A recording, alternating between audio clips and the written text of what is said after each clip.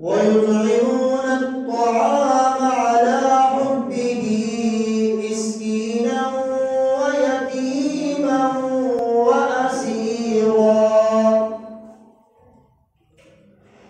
نبی کے صحابہ وہ ہیں جو اللہ کی محبت میں مسکین کو کھانا کھلاتے ہیں، یتیم کو کھانا کھلاتے ہیں، قیدیوں کو کھانا کھلاتے ہیں۔ انما نطعمكم لوجه اللہ، کھانا کھلانے سے مقصود نمود و نمائش نہیں، کھانا کھلانے سے مقصود احسان جتلانا نہیں، کھانا کھلانے سے مقصود چودراہٹ وڈیرا پن نہیں، بلکہ رب کا قرآن گواہی دیتا ہے لوجه اللہ، اللہ کو راضی کرنے کے لیے کھانا کھلاتے ہیں۔ وَلَا نُرِيدُ مِنكُمْ جَزَاءً وَلَا شُكُورًا، کسی کو کھانا کھلائیں بدلے کے طلبگار نہیں، شکریہ کے طلبگار نہیں، دوبارہ کام نکالنے کے طلبگار نہیں، کیونکہ رب کا قرآن کہتا ہے یا ایھا الذین آمنوا، اے ایمان والو لا تبطلوا صدقاتکم بالمن والأذى، اے ایمان والو صدقہ کر لو، احسان نہ جتلاؤ، تکلیف نہ پہنچاؤ، صدقہ ضائع ہو جائے گا۔ صحابہ کی شان ہے، اللہ کی رضا مطلوب ہے، اللہ کی خوشنودی مطلوب ہے، دکھلاوا مقصود نہیں، لوجہ اللہ، لا نريد منكم جزاء ولا شكورا، بدلے کی لالچ نہیں، شکریہ کی لالچ نہیں، دوبارہ کام آنے کی لالچ نہیں، صرف ایک ہی غرض ہے اللہ راضی ہو جائے۔ یہ سیدنا علی کی ذات ہے، اور کتنے سخی، پیارے نبی کا خاندان ہے، سخاوت کا علم بردار ہے، اس میں سخاوت نہیں ہوگی تو کس میں ہوگی؟ اللہ اکبر کبیرہ۔ حسن بیمار ہوئے، حسن بیمار ہوئے، اللہ کے نبی صحابہ کے ساتھ حسن کی بیمار پرسی کرنے کے لیے گئے، صدیق اکبر بھی ساتھ ہیں، عمر بھی ساتھ ہے۔ جب گھر میں پہنچے دیکھا حسن تو بڑے بیمار ہیں، صدیق کہنے لگے علی سے علی، اللہ کے نبی نے ہمیں سکھایا ہے کوئی گھر میں بیمار ہو جائے روزہ رکھو، اللہ تعالیٰ اس کی برکت سے مریض کو شفا عطا فرما دیتے ہیں، تم بھی اس پہ عمل کرو۔ تو سیدنا علی نے نیت کر لی اپنے بچے کی بیماری کے کفارہ کے لیے روزہ رکھوں گا۔ فاطمہ کہتی میں بھی رکھوں گا، میں بھی رکھوں گی، میرا بھی تو لختے جگر ہے۔ حسن و حسین نے کہا ابا اماں ہماری بیماری کی وجہ سے روزہ رکھ رہے، ہم بھی روزہ رکھیں۔ سبحان اللہ۔ سیدنا علی کا غلام قمبر، اس نے کہا میں بھی روزہ رکھوں گا، دنیا والوں کو پتہ تو چلے کتنا اونچا خاندان ہے، اس خاندان کا غلام بھی بادشاہوں سے آیا ہے۔ سیدہ فاطمہ کی باندی فضہ وہ کہنے لگی میں بھی روزہ رکھوں۔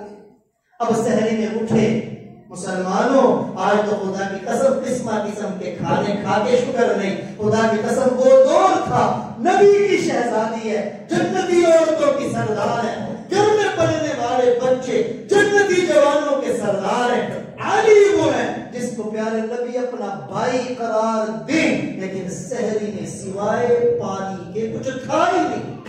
گھرانہ تو دیکھو، شہنشاہوں کے شہنشاہ کا گھرانہ ہے، کھانے کو کچھ نہیں، اب پانی پر روزہ رکھا گیا، صرف پانی پر۔ صبح ہوئی، سیدنا علی مزدوری کے لیے گئے، جو اور گندم اتنی ملی لا کے فاطمہ کو دی، چکی میں پیسی گئی، صرف 6 روٹیاں بنی، اور کھانے والے بھی کتنے؟ 6۔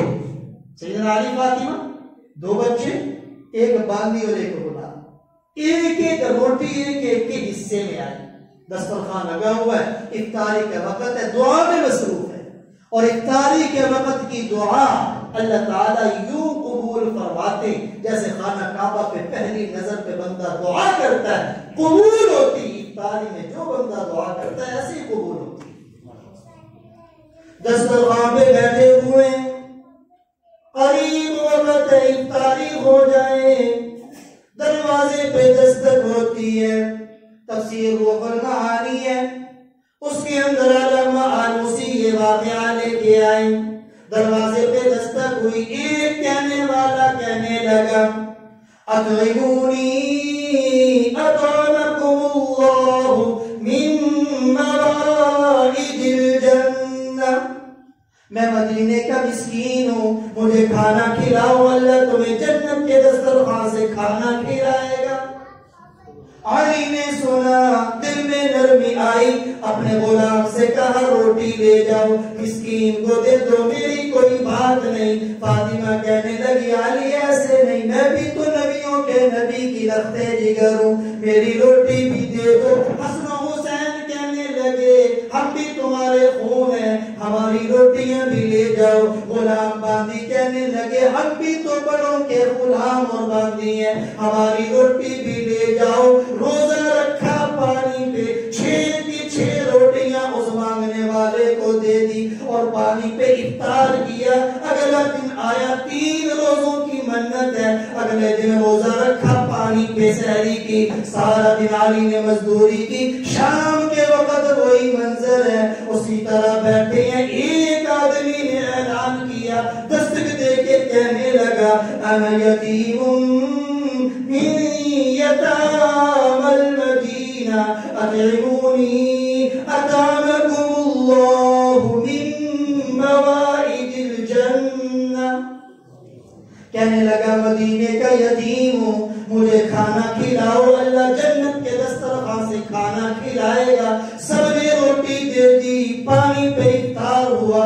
مسلمانوں غور کرو، ذرا دلوں کو کھول کے سنو کیسا منظر ہوگا۔ تیسرا دن ہے، علی نمازوں کے لیے بھی آ رہے ہیں، چہرے پہ سردی بھی ہے، نقاہت بھی ہے، بتاتے نہیں، مصطفیٰ سے عرض نہیں کرتے شکوہ نہ ہو جائے۔ اب تیسرے دن کی بات ہے، یوں ہی ایک آدمی نے صدا لگائی مدینے کا قیدی ہوں، مجھے رہا کرنے والے نے کچھ اجرت مانگی ہے، مجھے دے دو، اللہ جنت کا کھانا کھلائے۔